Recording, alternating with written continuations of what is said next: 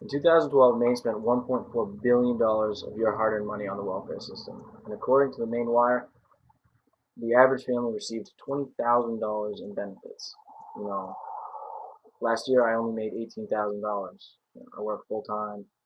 Well, I work two separate jobs, two part-time jobs, roughly 60 hours a week, go to school full-time, and I only made $18,000.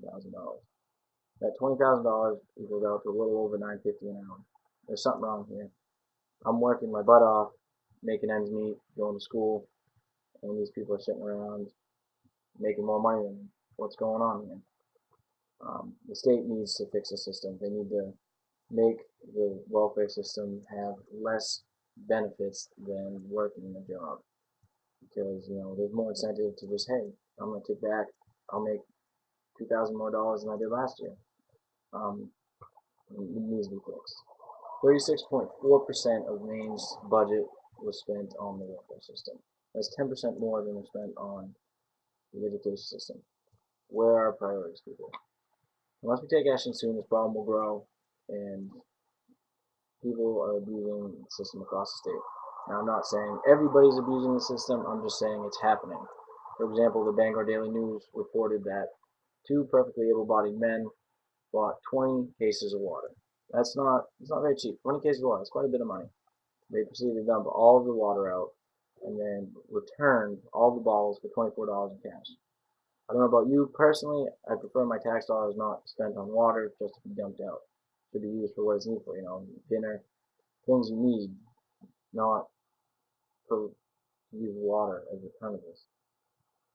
Another reason, the Bangor Daily News interviewed Barbara Van Bergel, the director of the TANF system. She also said that, her office doesn't investigate the way people spend their money, and they have no intention to because she feels that no one abuses the system. And she says, all they have to do is go to an ATM, a bank, they can pull out the money, no one will know how it's spent, and we shouldn't worry about it. We shouldn't worry about it because it's only $383 a month. $383 a month, and that's nothing to worry about. Add that up between the amount of families that are on the welfare system, that turns out to be quite a bit of money. Now, there are many ways we can fix this problem, some of it even being implemented right now. For example, if anyone's caught abusing the system, the benefits are suspended and they're no longer receiving these benefits. Also, people convicted of drug crimes are required to take random drug tests, or if they're addicted to drugs, they're required to go to rehab, get treatment, and help, which is another awesome step.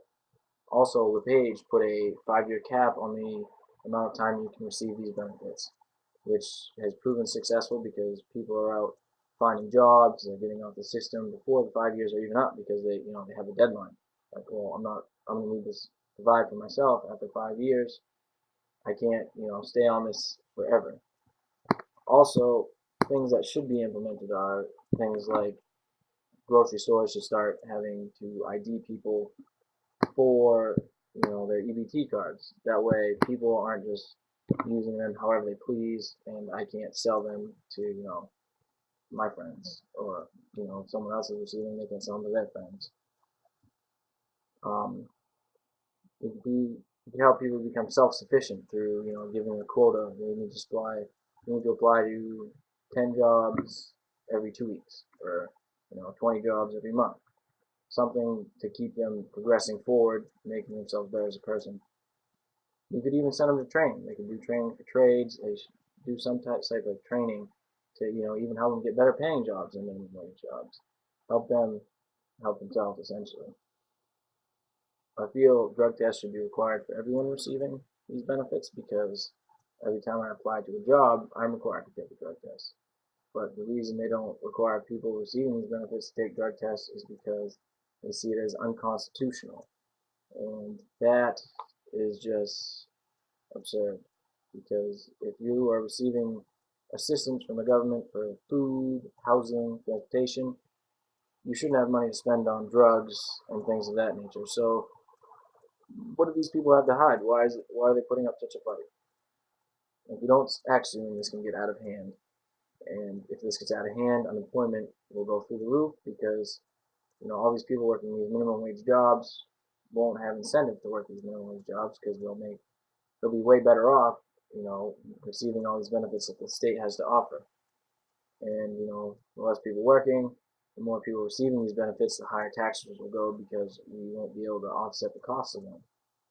And, we need the people who actually need the help won't be able to get the help because too many people are receiving help.